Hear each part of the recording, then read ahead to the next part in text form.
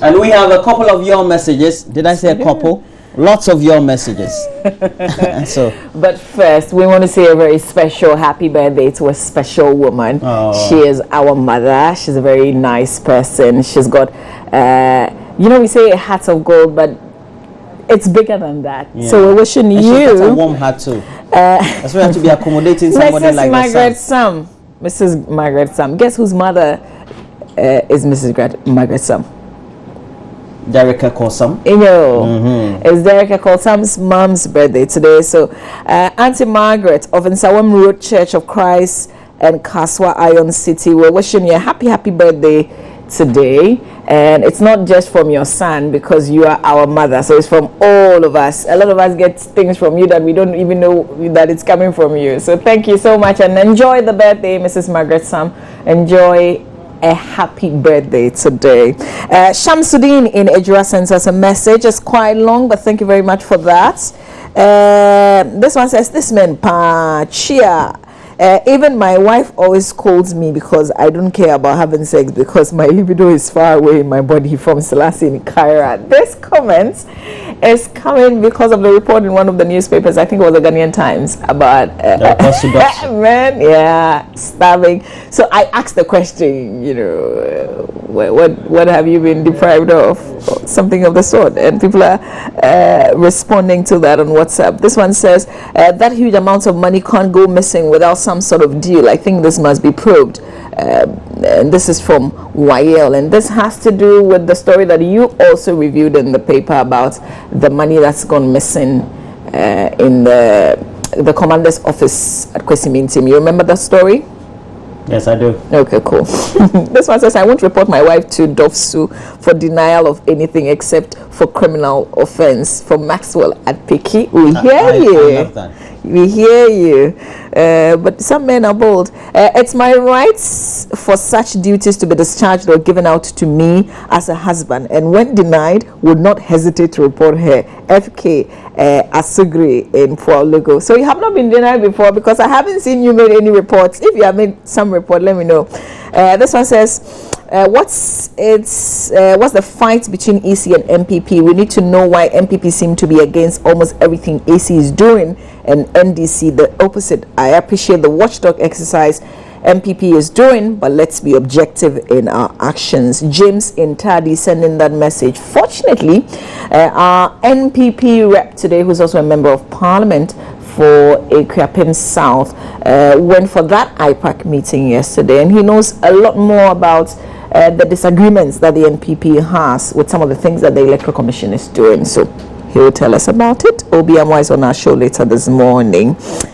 So 2 messages, and then we'll bring you back that conversation. This one says, it's a shame to report one's wife for denying him sex and food. One can easily sit his wife down, analyze the problems and reasons why she is denying him, hence solve it. The house head than reporting and putting yourself in family and shame. God forbid.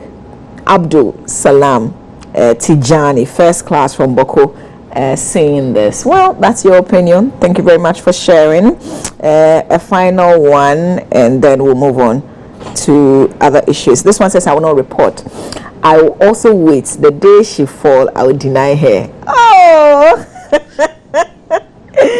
Okay, more views. MD Kwesima in Akosombo says, good morning, Roland Mama V. I want to wish myself and my favorite uncle, Mr. Samuel Owusu Brown, a happy birthday as he turned 61 today. We thank God for how far he has brought us. Oh, it's your birthday. MD Kwesima, enjoy your birthday. And your M apparently is Mauli. I don't know that. So enjoy your birthday today, Mauli Kwesi Emmanuel in Akosombo. Happy birthday. And I've got to say good morning to Danina Kosombo as well. Okay, yeah. Danina Kosombo, have a great morning from Mama Vio Uswabwaji. But talking about Mama Vio Uswabwaji, she had a conversation with the Institute of Democratic Governance, known to many of us as IDEC. You know, it's a think tank led by Dr. Emmanuel Akwete. He's the executive director, and so, well, we decided to coerce Mama Viewswabwaji to go have that very interview.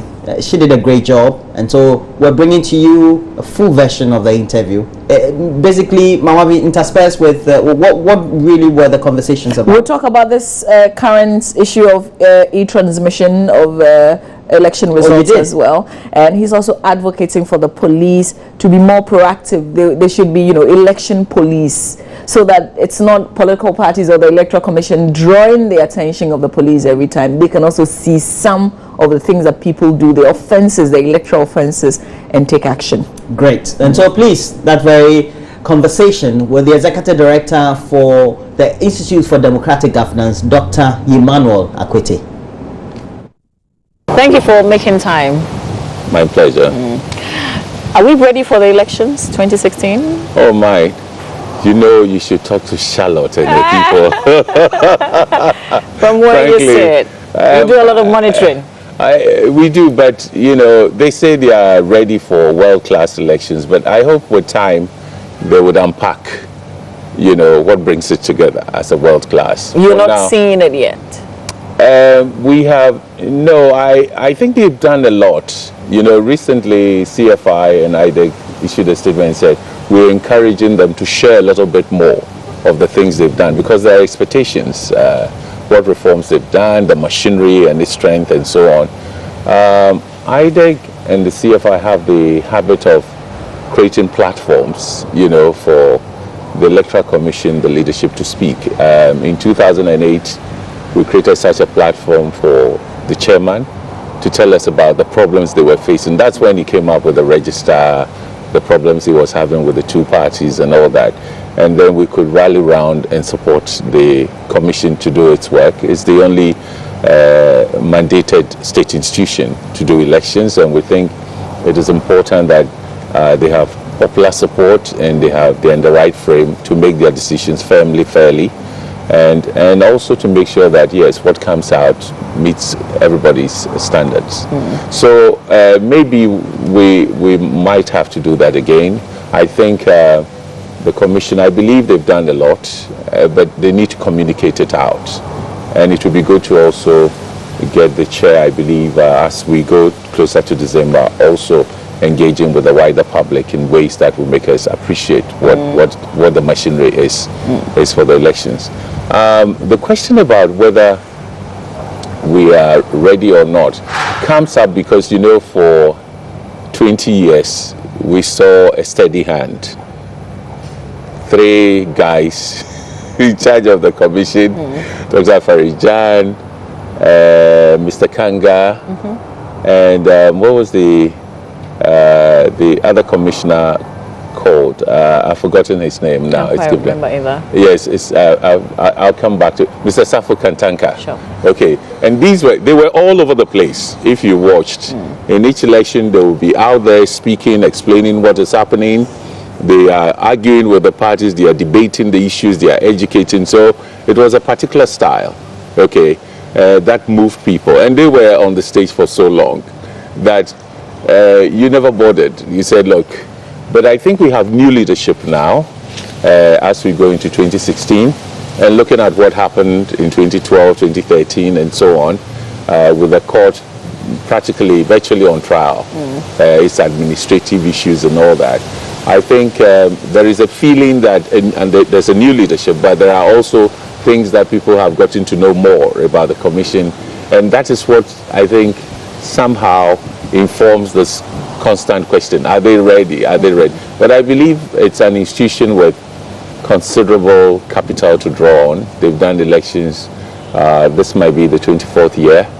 They've built institutions all over the continent. There is no single electoral commission in Africa that will not tell you that the Electoral Commission of Ghana, Afrejan and his team and his staff were part of their coming out. Even Nigeria will tell you that. So I think if you look at an institution, okay, with such experience and track record, you ought to believe that they have the capacity. But it's new leadership, it's new time, and that's why people want to hear a lot from them. And I hope they'll be doing that as well, coming out to speak. Do you see from where you sit that the political parties at least the two major ones are ready for the elections? They are. You know, they do nothing but campaign, okay, after the 4 years. When the results are announced, they probably use their first year to prepare their internal elections, new leaders, chairman, general secretary, constituency and branch and all that. After that, they do what? They go into the primaries. You might think that the flag bearer will be the last, but sometimes they start with that first. And then closer to elections, they do the parliamentary and all that.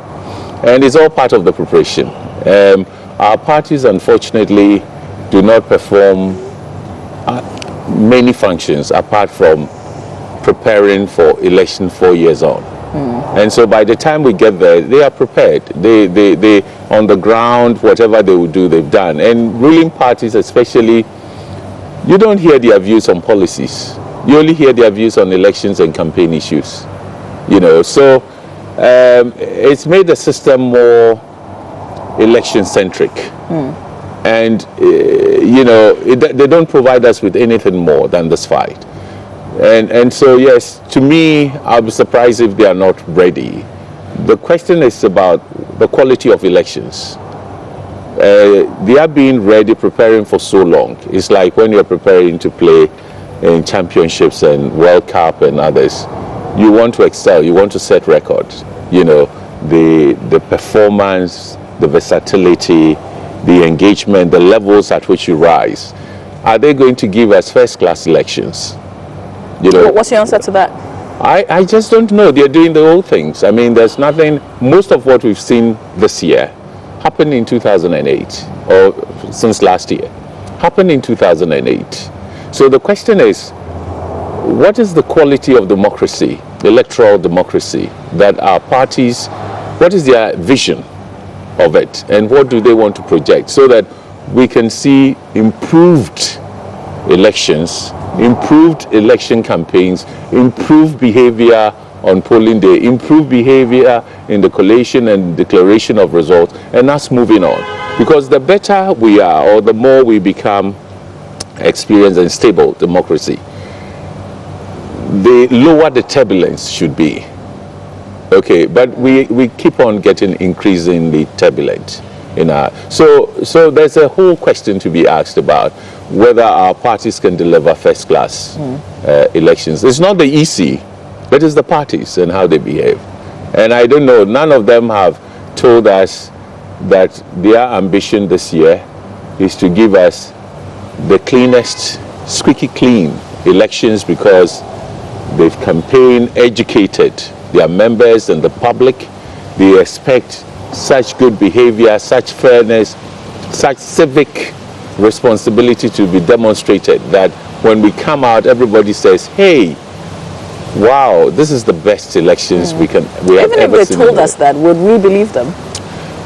We would believe them if they shared their preparations with us and we saw what they did before elections. But now all we are seeing is old stuff. You know, the partisan game, the negative propaganda, the personality attacks, the setting up of radio stations with projects to make sure that you create so much fear, and that becomes another strategy for winning elections. I don't know, it's a bit disappointing, I must say. But what's the reason you set up a political party if not to win an election? Oh, you set up a political party to serve the public. It's public service. Organized group of persons with sharing certain beliefs and values and committing to a program. Usually they want to come to power to solve problems, and some could be transformational. If you read European history, you would know that Second World War destroyed most of Europe, but it was built by political parties. Yes, the European political parties, unlike the American, are not just election machines, they are also developmental organizations. And within 20 years, they transformed their countries. You would find similar situations in Asia, where parties, Malaysia, ultimately parties go through this whole internal crisis and corruption and other things because they play with a lot of resources and power. That is the state. Okay, so they get affected, but they have visions, they deliver. Social democracy delivered the welfare systems you find in Scandinavia. In fact, it's become European. These days, when you hear conservative parties speaking, they speak better, and they've taken on the social democratic values. Equality, taking care of the poor, the needy, the pension, the vulnerable in society. Pensions, they want to create a society where healthcare is the best, free education, and they go into. But what all do we this. see here? Nothing. It's power. It's power. They are thin on policy. I wish they could do more. They are thin on strategies that would bring the transformation, the vision they want to, put across the country. I think what we see here is parties in government are rich. They enrich themselves, and they do quite a lot of procurement and all those things. So we are in a situation, a very difficult one. That is not to say that the parties are not capable, but I think we've gone into a phase of a laissez-faire, no controls, nothing, just like the media. Okay, our parties do not behave with any restraints on them, and especially the two parties. You think the media also behaves the same? Oh yes, you are supposed to regulate yourselves, but you're incapable of doing that. But that's why we've got organizations sitting there. They're supposed to be monitoring and stopping us when we go beyond. Well, what we do. I think they've been trying, but they also claim that they don't have enough power to discipline you. Okay, so let's just use what we have on the table recently as an example. Yes. People go on a radio station and they make comments, very unacceptable comments. Yes. Nobody says anything about that. Not the Media Commission, not the Ghana Journalists Association, certainly not any civil society organization, until the Supreme Court calls them to order. No, I think I would disagree with you slightly, in the sense that the turbulence we see in the media, the language, the insults, the threats, the intimidation, has been fought systematically, especially when it peaked in 2008. Okay, then 2012, if you take the Media Foundation for West Africa, they even introduced a monitoring, the naming and shaming kind of thing. The Civic Forum hate speech, we've taken a stand on. Whether it's a member of parliament or whether it's radio people, we think they should be dealt with. Our basic understanding is that free press and freedom of expression doesn't mean you should endanger people's lives and threaten the entire system. It doesn't mean that. In any case, there is no unfettered liberty or freedom anywhere. My right ends where you're speaking. And so if I want to continue enjoying my rights, I must also behave in such a way that you also enjoy your rights. And it's about what we do in the public space, because the public space is fixed. Okay, our country is not going to take over Togo and Benin and Nigeria and become bigger. So we have to use rules and regulations, knowledge and our understanding, respect for each other, our values, to project that we are democratic. Being democratic means some of the simple tenets or principles that should govern us. Mutual respect and self-respect is absolutely important. There is a civic culture, how we speak. We all could be angry, but arguments, debates, reasoning, trying to find the common ground on which we can do something together. Because that space, everybody has a right to be there. But when we operate in a very exclusionary system, the winner takes all system, as we reduce it to, we've designed a system of government that does not build inclusiveness. It excludes. Okay, especially the executive power. Executive power is used to benefit people in the party that rule, even then a small group, because you can't say that the entirety of a governing party benefit. And many people feel excluded. If you are in the opposition party, they identify you, that is it. If they want to do something for you, it's more on a patronizing, some kind of a patronage, rather than they respecting your right, that as a citizen of Ghana, you have rights that ought to be respected and ought to be protected and promoted by the government. So this is the system we have built. Okay, and in the past, when we felt we had only one strong party, it was PNDC, became NDC, you didn't see much turbulence because NPP, CPP and others came in more strongly probably after 96. Okay, now the more we've seen that the dominance of one party had diminished and another party had risen, especially the two parties, since they became more or less equal from 2004, we are beginning to see turbulence in our system because the exclusion, okay, the system that excludes says when you exclude, the rule that makes us all feel we can operate in the system is one of alternation. Okay, I win. Initially, we thought the electorate had come to some wisdom that you can have power for 2 terms, 8 years president with your party, and then you go with your party and another comes. This appears to be the unwritten rule they all understand. Okay, but then we've seen that it lasted for only 2 terms. But it is not because they don't want to alternate, but the two parties have become giants and they are equal. There is no one dominant party in Ghana. You have two. And so you have to ask yourself, is the system that we've developed to manage political power and aspirations for power adequately handling the situation? It is not. You can increase the number of seats in parliament and they would accommodate each other. They don't fight so much over power because there isn't much power in parliament anyway in terms of the resources they control and so on. It's all in the executive. And then in the executive it's totally closed. The president wins, his party gets in because it controls parliament, and then all of local government is for the president to appoint. All of corporations, everything is for the president. I mean, constitutional rule is about limitation on power of the state, the executive. And here there is none practically. So we've created a system that is not dealing with a new reality. Our political landscape has changed. We have two parties. They are not regulated. They are not institutions to deal with them strongly, except EC, but EC deals with elections. Okay, and boundaries and so on. It's supposed to regulate the parties.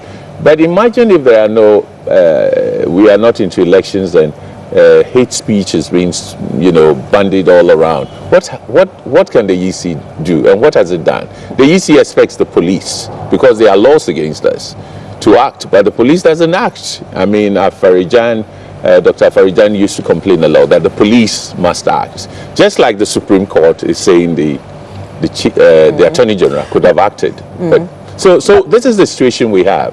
But I'm just thinking that if politicians have taken over our airwaves as well in terms of media ownership, then what are we doing? I think in a democracy, the important thing is if they are listening to the electorate, this is the time we should demand regulation. Regulation is not a bad thing, okay? Because anywhere there is no clearly defined laws that we all comply with or that can be enforced, you're bound to have anarchy, because we always have actors, people who are stronger than others. In the state of nature is the strongest that survives. It's the survival of the fittest. So these two parties are the fittest. And there is no regulatory framework. Nobody calls them to order. And even when you take them to court and the Supreme Court calls them to order, like we were witnessing with Muntie, they can also organize to question the whole system of the judicial independence and the respect that must go there because of the peculiarity of the functions they perform. So it is endangering the democracy we are having. I think that this democracy has given us a lot. I mean, our prospects for the future, developing an inclusive society, stable, flourishing. We have so many resources, so much blessed in many ways. Our politics is not development friendly. It has intensified all the things we are afraid of. The polarization of the country. If you read the directive principles of the country, of state in the Constitution, the parties come in as agents of the state. And if you look at the political, economic, social, cultural, and other objectives, they are not to divide the country. They are to create jobs for everyone. They are not to discriminate. They are not to play ethnic and regional cards. They are doing all of this intensely. And we are all standing there helpless. So you know what? If we are not careful, the system would collapse. And they will realize one day they've lost it because they damaged and destroyed So why it. are we all sitting and just watching? We have the vote. You have to use the vote wisely. What do we want them to do? Do we believe that the parties operating within a legal framework, the state is superior to all of us, as the nation is? So when you have any one actor, the parties get their mandate from us. We mandate them, those we elect into government. And we must find a way of holding them accountable. Election is one way of holding parties accountable. But we will be voting for the two. We will be voting for the two. I think voting for the two is not a bad idea, because you see, they've made the multi-party system. The electoral democracy is more stable in Ghana now than it was in the 60s, in the 70s, in the 80s. It is more stable. They've done something. But it is because we are not improving the framework within which they operate so that their excesses could be dealt with. If it's a private company, imagine the two. You know, Ghana Telecom, we said wasn't efficient.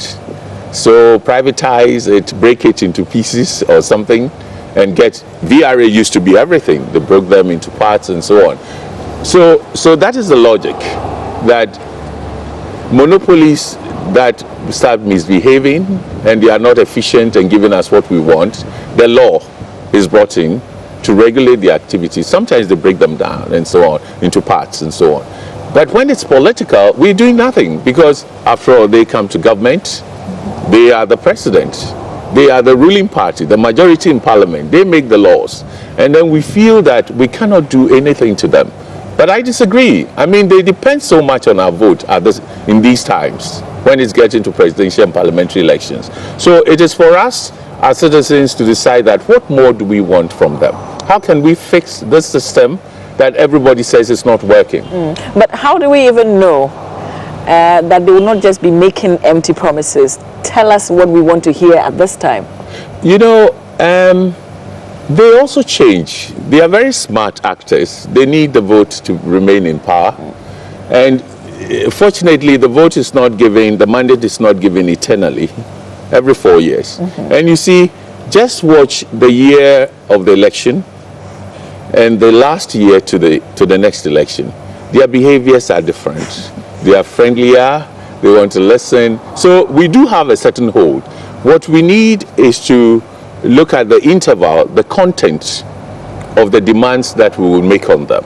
Okay, and I think that no Ghanaian should aspire to have the system broken or collapsed.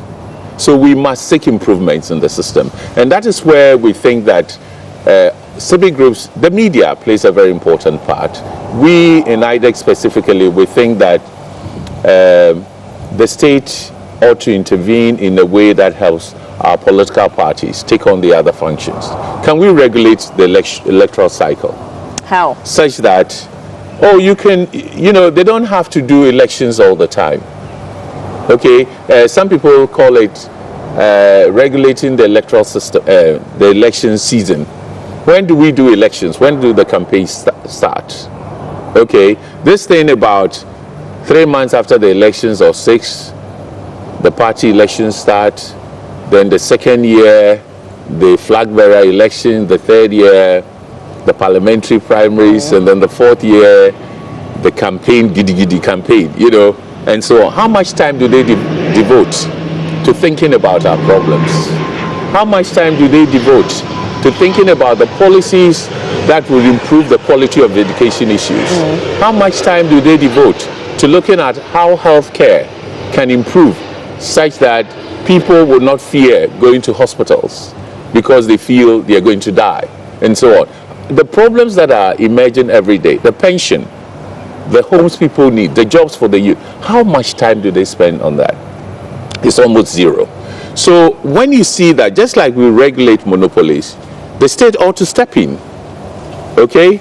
The parties, in fact, if they were minded about the stability of this, would say, hey, we think this is going overboard.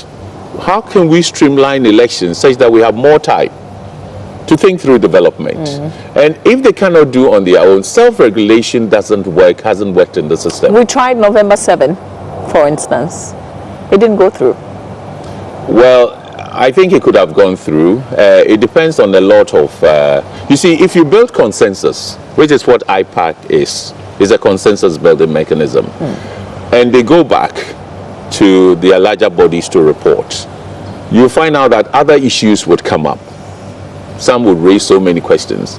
There ought to be the possibility of they going back, the party saying, hey, we don't think we can deliver, because the logic of an IPAC consensus is that as a party, go and build support for the decisions we've made here. Okay, now in the November 7th thing, what we saw was that it appears one party, NPP, had issues, but didn't go back to IPAC to discuss it, to see if it is a readiness of the Electoral Commission that they wanted to be satisfied with, because constituents within their parties have asked. They should have gone back to IPAC and say, hey, we can't deliver the November 7th unless you tell us this. We want to see 1, 2, 3, 4. In that meeting, I'm sure the EC would reveal a lot. They probably might take them on inspection, like how the strong room, media issues, and the Electoral Commission take journalists around. Something that will persuade them that the Commission is ready. It is not the thing you leave in Parliament to handle. How does IPAC, kind of political party, call an IPAC meeting? No, you make, I'm sure the EC would have been interested to know that MPP haven't fed back to them. The members who sit on the IPAC have serious... kept asking a lot of questions, and the Electoral Commission didn't pay any attention to. Well, then so the responsibility then is clear if they did, but they should have been convened to look at that, because you see, the consensus that you take in Parliament is stronger if the parties are behind it. Okay, where the parties are not behind it, to think you can get it amongst the parliamentarians is false. It doesn't happen. If the parties endorse it, it will happen in Parliament. So what November 7th not going through is because MPP as a party was not behind it. And the question then is, how did MPP representatives in IPAC, secure support for the consensus that it should be November 7th? Either they did not do their work, or they did it, but they should also have gone back formally. You see, sometimes institutions cannot just listen every time, pick vital information in the media, on the air. Okay, they probably don't even hear it because they are preoccupied with so many things. So you ought to go back in a formal way, either a letter that November 7th we have reservations. Our members are not convinced that the machinery is ready. Can we meet for you to prove this to us? Okay, because they need a consensus to pass that. But if you didn't do that and you went to Parliament, you think it was just a simple thing, national interest, be patriotic, and so on and so forth. Dialogue in Parliament is very weak in terms of building consensus over things that are so political or controversial. So this is my take on it. What's the implication of that? We've gone back to November 7th. We always did December 7th, so we're back home. But we told ourselves that didn't give a lot of time for the transition, if you like, and if we have to go for a runoff, it makes things even tighter. That is true, but that's the implication, that we'll still leave with a tighter way of doing things. In any case, as a nation, we do not make decisions in time. What is it that we plan and execute in time? As far as I can remember, it was when we were changing from left hand to right hand drive. Or was it right to left? That was superbly organized, and well celebrated. Otherwise, everything is so last. We have become experts in crisis management, and it's worked for us. Our stability and peace and so on is an accumulation of short-term, fix the problem. We know how to diffuse a situation, but we don't do underlying causes. We don't solve problems with a long-term effect, on the system. So the system is not transformed.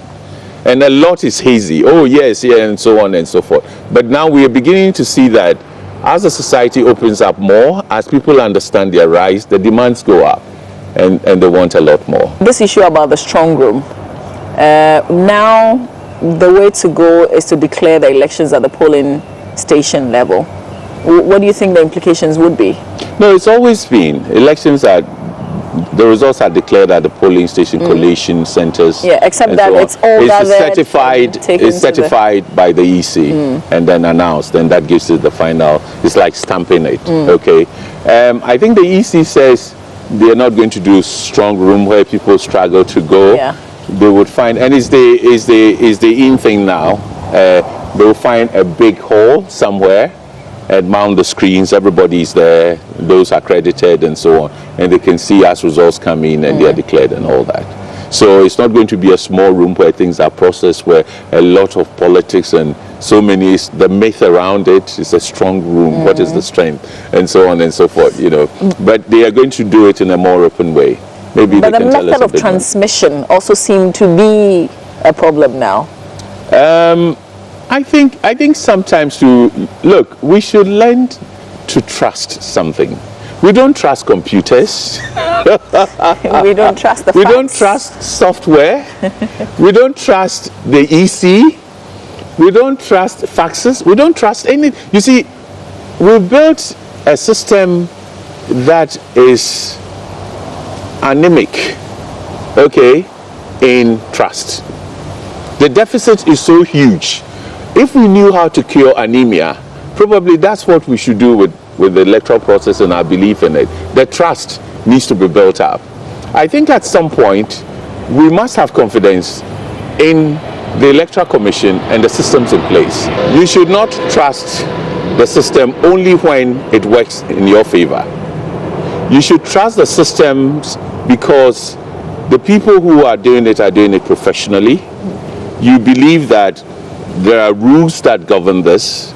There are observers and witnesses, and what comes out to a great extent is what it is. Okay, but when we question everything, everybody, including our own observers and so on, what is it that we want? Life has compromises. Okay, so I think we need to restore trust in the system. So much has happened to make us feel, of course, if you watched the adjudication, you know, the Supreme Court proceedings and so on, there were so many questions asked and so on about administrative efficiencies and mistakes and so on. That's why it's important for the Commission to tell the Ghanaian public what they've done to improve the system. Okay, it's so important because people want to know and be assured that some things have been solved. And what the Supreme Court said should be done, they've done it, pink sheets, blue sheets, serial numbers, whatever. I think they've improved the system. I heard that the returning officers and others would now sign, and oath will be administered, meaning you can be held, you know, accountable and maybe prosecuted or something. So it is. So you see, when self-regulation doesn't work, you introduce regulation, not to crush people's rights, but to make things work effectively so the system doesn't collapse. But in the face of all this, I don't know if you've heard sometime last week that 2 EC officials took the voters register to Dr. Baumia's house in his hometown for him to get verified. What the Electoral Commission then did at that level was to fire those 2 electoral officers. If you heard about it, should there be something else happening to them legally, for instance? Well, maybe this is the first time they've taken that decision, summary dismissal. But, you know, the EC doesn't prosecute. And this is why I think that probably the police, apart from the National Election Security Task Force, must also think about elections policing.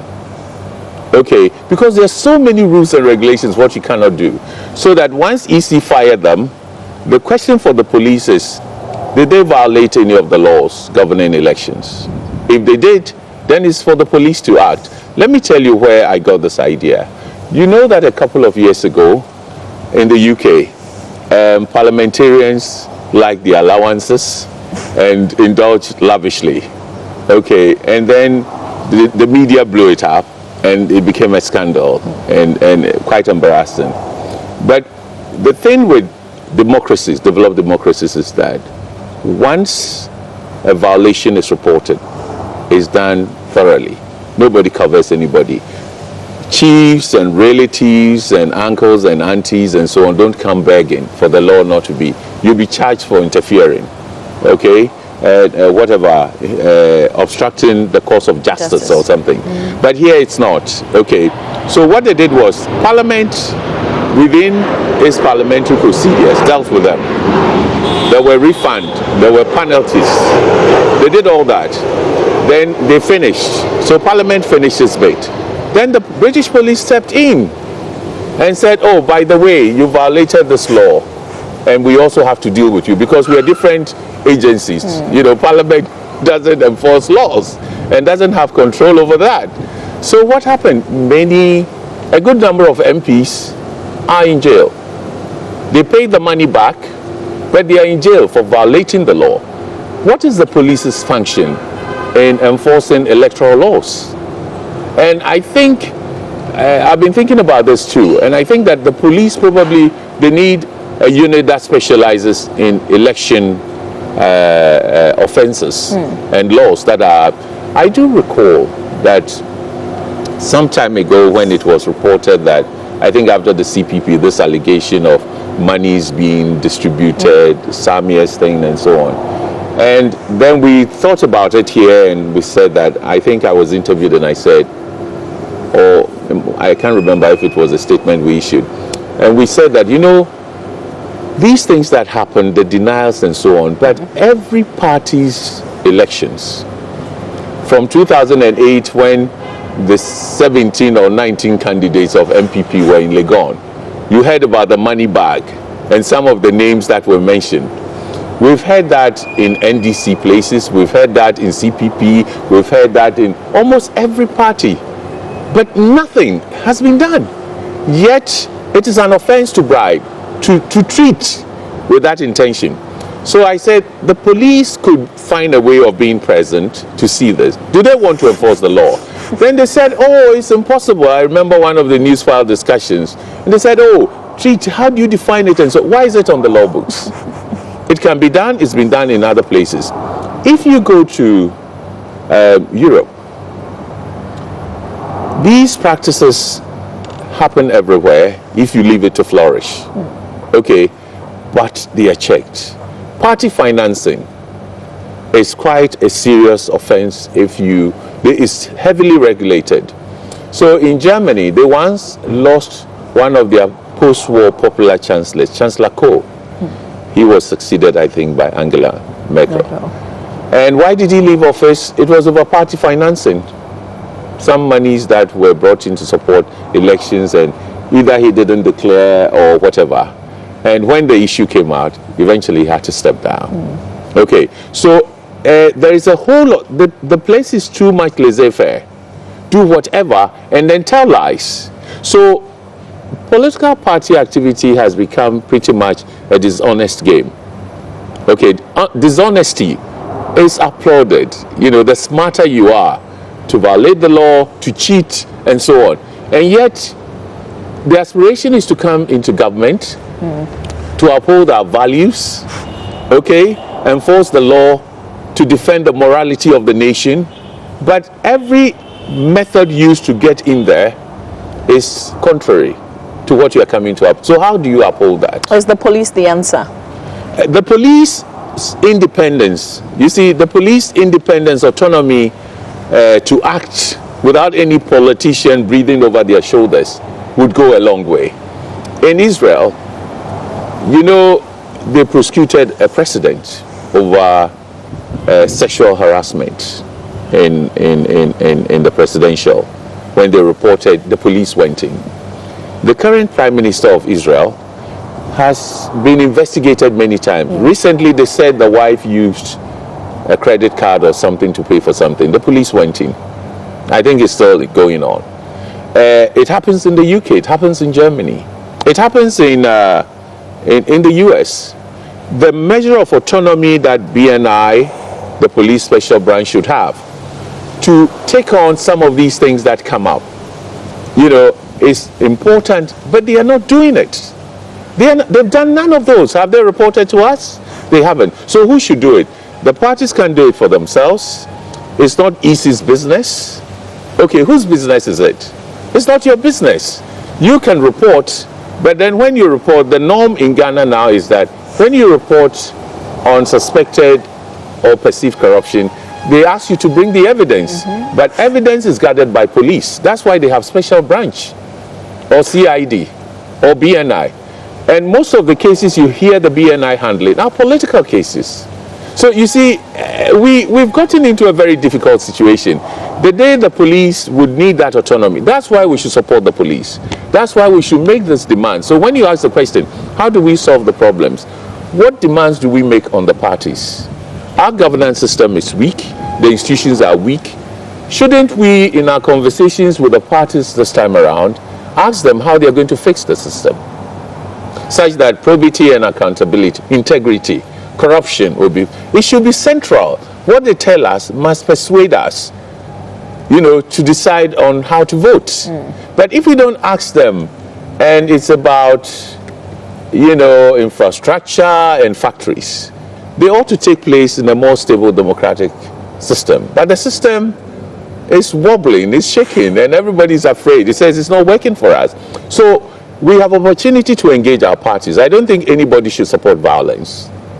Whoever supports violence will lose completely, because ultimately Ghana would never be like Kenya. I've been saying this since 2007, when the Kenyan post-election violence occurred, because we have a restive army, quite proactive in defending what it calls the territorial integrity, peace, stability, whatever. It defines it itself, but feels that its very existence is about that. You've read it recently in newspapers by the CDS. So, and violence will destroy everything. Even those who want power and want it through the means of violence, or want to hold on power through the means of violence, will lose it. Thailand is a case in point. Two parties, just like here, wouldn't let govern well and so on, let the other govern. And the army stepped in and they said, oh, you're creating chaos. Let's fix the system. We'll put a constitution in place in 6 months. Just wait. And they're still there. Finally, do we have a credible register now? To a large extent, because we went biometric. Okay, your fingerprints, may I see it? It's unique to you. Your husband doesn't have it, your children, and so it's unique. That's what God gave us. And that's what we base the systems on. Okay, other facial features count, but I think the biometric, the fingerprints are what we use. We can take yours and wear it. You can't impersonate, use it, and so on. And I think to a large extent, biometric voters register has an integrity. The problem, however, is that it focuses more on detecting multiple registration, which makes it difficult for multiple voting to occur. So if you look at how multiple voting occurred in 2008, which was a manual photochromic register, compared to now, they will detect it. I think those they arrest, they should not let them go so freely all the time, except if they feel it is the rush for ID cards, multiple usage, that caused that. Otherwise, I think the law must take its course. You see, so this is where an autonomous police entity that is looking at elections could step in on its own, and I'm sure it would discipline us, because nobody will want to go through that. Okay, so if you take that aside, the register cannot deal with minors and foreigners. It cannot, because the features it requires to operate does not tell the age, and you cannot tell adult or minor from fingerprints. So that becomes vigilance from us. Okay, and then we sat down, and then we didn't, during the limited registration, we did not mobilize. I think education is also part of it. Many people don't know. But most Ghanaians also cannot differentiate between the biometric register and the manual photographic. So we are speaking about the biometric register as if it is a register we used in 2008. So it has a large dosage. I cannot put it at 100%, but I'm sure that 80%, 85% you can get. And the rest can be sorted out. You see, because of the minors registering and the foreigners. Now, how do we punish minors who registered? If we want to know, we would know, because they come from homes. People saw it. The parties are aware. I mean, Secretary General of the NDC says it happens everywhere. But when you bus somebody from another region to another region, who can tell who they are or how old they are? Well, you know, who has neglected the responsibility for issuing a multi-purpose national ID card? Is the government of the two parties. This recent, and this will be the last thing, I promise you, the recent deletion of the NHI and subsequently the re-registration, does that help to solve a bit of the problem that we had on I think register? It's a worthy attempt, but nobody believes there were only 56,000. You see, so you still have the gap. Okay, the important thing is that I think it's been declared that card cannot be used anymore. So people need to hold on to their cards. Now, those who didn't go to verify, assuming the 56 is all they have, I think they got half. They didn't get half. And that means that they are not automatically going to vote because they have the list and they may have to go through a process. I don't know how the EC is going to establish that. But I think it's work in progress. But because it's biometric, there's a considerable dosage of integrity in it, in the register. And many of the things, the alarming things, look, it is this, it is that. Just maybe you should make it also your educational bit. Let us educate Ghanaians that we are using a biometric voter and the features and the qualities, that which is unchangeable. So I believe strongly that there's a huge measure of integrity. But there are flaws coming from the manual issues. Okay. Yeah. So let me just quote you right. Is the register about 80% clean? Because it's biometric, that's my argument, that so long as a large number of us, you know, we had hoped that in this exhibition exercise, education would have started earlier and be so effective that usually exhibition turnout is 30% or less. But on voting day, we have huge 80% and above, so that our average turnout for presidential and parliamentary elections is around 80%, one of the highest in the world. Okay, now imagine if we got 80 people confirming. Okay, they've gone and done. I hope you've all done your exhibition. I haven't, but I know the process is not complete yet. So you're doing it before. You're a last minute. Okay. Having said that, let's get back. You know. So if we had been able to mobilize, okay, and they said, look, we got 80% turnout, that would tell you the integrity of the register. So the 20% or let's say we got 85 or we got 90, the 10%, we can deal with it. Our vigilance around on polling day, our vigilance to say, hey, collation, we are there. Our vigilance to be interested in who should be out of the register but is there. And education to those who have registered as minors, telling them that it's an offense and if you are caught, you are in trouble, their relatives and so on. We can use that education to enhance, you know, to protect the integrity of the register. But we won't get to 80%. I don't know the turnout so far. I think the first week they got 3 million. I read it in the papers. I don't know. I haven't heard the second week data, and this is the final week, isn't it? So let's hope. But 333 gives you 9. And we have 14 and so on. So there's going to be that gap. The turnout will be. We could have done a lot more to just say, everybody, civic responsibility, just go and do your civic responsibility. Have you verified? Why do you ask me this question? I asked you. No, just this morning, I haven't verified, but it's key. This morning, we've discussed it. We wanted to know how many. Okay. If you're staff here, you must. And Thursday is the last day. Yeah, everybody must go. All right. Nobody. Thank you. My pleasure. Thank you so much.